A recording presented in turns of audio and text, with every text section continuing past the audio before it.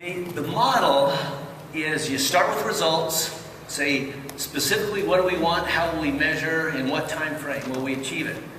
Then you focus on getting people to do 3 or 4 things they're not currently doing.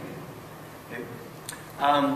Then here's the key, is you analyze the 6 sources of influence to see which sources are working toward those vital behaviors, which sources are pushing them against them.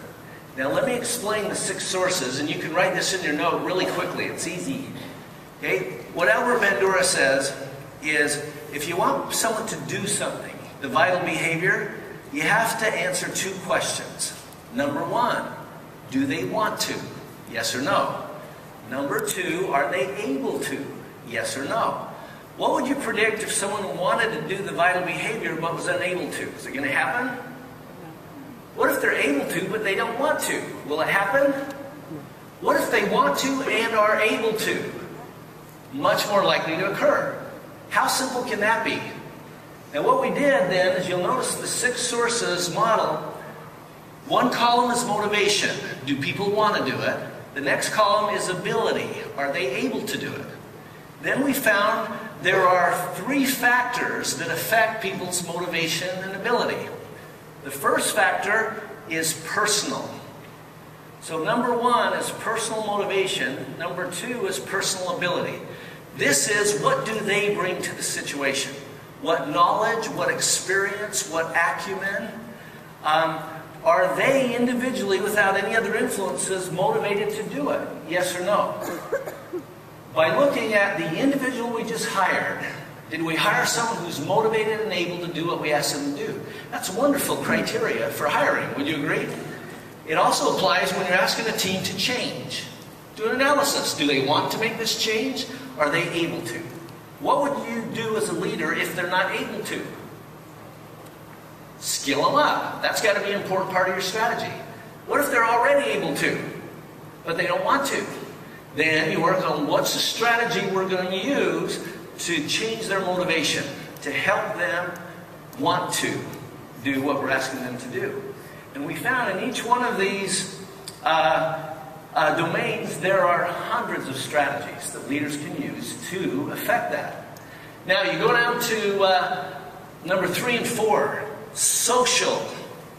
How does their interaction with others affect their desire and ability to change, their motivation and ability?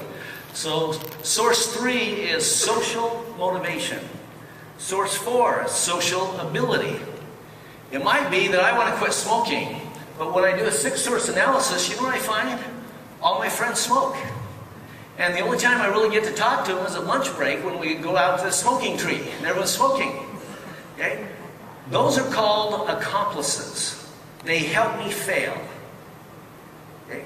What I've got to do is I've got to do an analysis of friends and accomplices. Who's going to help me succeed? Who's going to help me fail? Stay away from the accomplices or convert them. One guy we studied, he was fantastic. His best buddies all smoke at the smoking tree. They just go out in this tree and smoke. And he said, hey guys, I went to the doctor. I'm in big trouble. I got to quit smoking. He says, will you help me? They said, yeah, what can we do? He said, don't ever offer me a cigarette, and if I ask for one, say no. Would you do that for me? And they said, yeah, sure.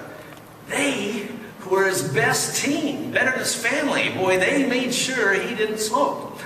Source 3 and 4, social motivation, social ability.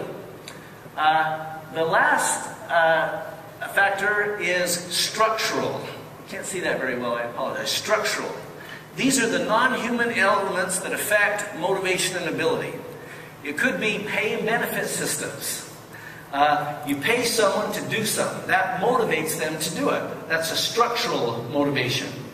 Or policies, procedures, those kinds of things are source 5. And last one, source 6, structural ability. Do people have the tools? Do they have the resources? Do they have the equipment?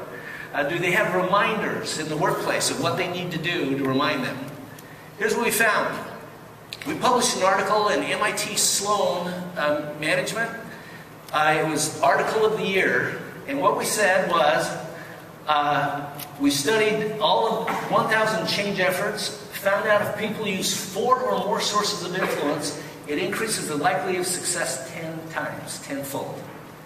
Now, you all have little handouts that we passed out. If you fill out the contact information,